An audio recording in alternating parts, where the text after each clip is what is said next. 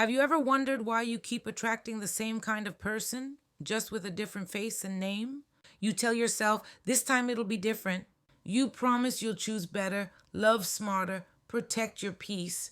But before you know it, you're back in a familiar emotional storm.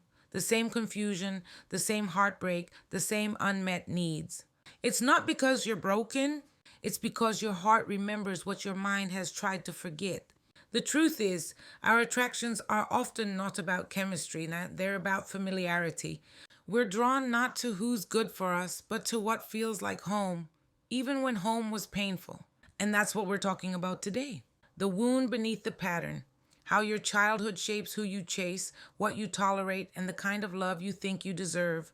Welcome back, my beautiful soul, to another episode of Way of the Wise Owl. I'm your host, Dagmary, and today we're going deep, deeper than surface level healing, deeper than mindset work, into the roots of your emotional patterns. Because until you understand where your attraction comes from, you'll keep calling pain love. You'll keep mistaking intensity for intimacy. I'm not here to judge you, I've been there. We all have those patterns that seem to have a life of their own, the ones we swear we're done with, only to find ourselves right back in them. So today, I want to take you on a journey inward, to the beginning, to the little child inside you who learned what love looked like long before you even knew what attraction was. Let's start with this truth. Attraction isn't random, it's a mirror of your emotional history. When you were a child, your nervous system learned what love feels like through how your caregivers treated you, responded to you, and made you feel safe or unsafe. If love meant walking on eggshells, you may now confuse unpredictability with passion. If love meant chasing attention, you may now chase emotionally unavailable partners. If love meant pleasing others to earn approval, you may now become the fixer or the healer in relationships. You see, your body remembers what love felt like, not what it should feel like. So when you meet someone who triggers those old sensations, that mix of anxiety, excitement, and fear, your subconscious whispers, this feels familiar. This feels like home. But familiarity doesn't equal safety. And that's why this work, inner child work, and self-awareness of attraction is so important. Because you can't choose healthy love if your nervous system is still wired for survival. My story, my transformation moment. Let me be real with you. I didn't learn this from a book. I learned it from heartbreak, after heartbreak, after heartbreak. For years, I was magnetically drawn to people who felt like home, and I told myself it was love. They were charming, exciting, unpredictable, and deep down, I mistook chaos for connection. Every time I said, this is different, it wasn't. It was the same emotional wound wearing a new disguise. Then one day during my healing work, I wrote in my journal, why do I keep falling for people who make me feel unseen? And the answer hit me like lightning.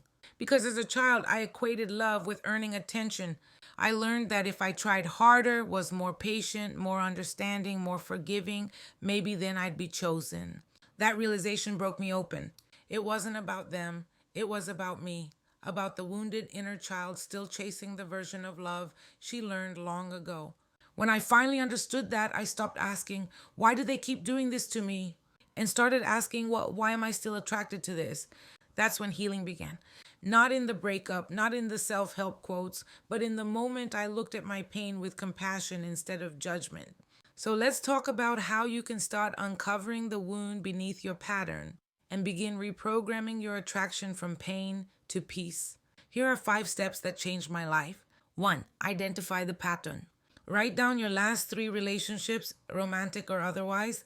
Ask yourself, what do they have in common? How did I feel at the beginning versus the end? What need was I hoping they'd fulfill for me? Patterns don't lie, they repeat until you face them. 2. Trace it back to childhood. Ask, who did this dynamic remind me of? When in my childhood did I first feel this way? Unseen, unworthy, unsafe, or unheard? This is where you connect the dots between your adult attraction and your childhood experiences. It's not about blaming, it's about awareness. 3. Reparent your inner child. Once you recognize the wound, you can begin giving yourself what you've been seeking in others. If your inner child needed safety and create routines and boundaries, if she needed validation, start affirming your worth daily. If she needed love, speak gently to yourself. You become the parent your child self always needed. 4, learn to pause before pursuing. The next time you feel that intense spark with someone, pause. Ask yourself, does this feel healthy or does this feel familiar? Sometimes the pull you feel isn't attraction, it's your trauma looking for resolution. 5, redefine what love feels like. Healthy love may feel boring at first, peaceful, stable, consistent.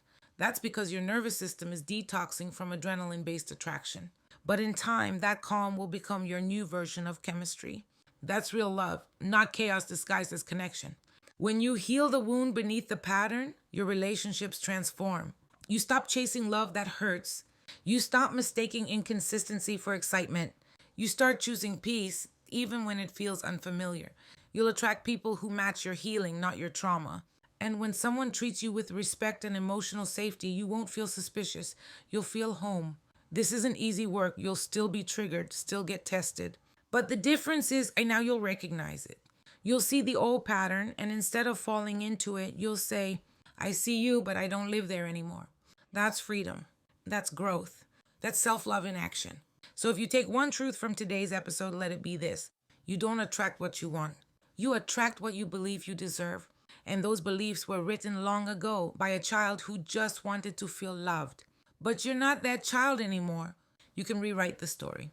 You can break the pattern. The wound beneath the pattern is not your weakness. It's your doorway to freedom. When you heal the roots, the fruit changes. And when you finally give yourself the love you've been seeking, the universe mirrors it right back to you. Thank you for taking the time to be with me, my beautiful soul. If this episode spoke to you, consider sharing it. You never know who might find healing through it. And if you're ready to go deeper, visit wayofthewiseowl.com for free resources, journal prompts, and guided inner child meditations to help you reconnect with yourself. Remember, your patterns are not punishments, they're messages. Listen to them, heal them,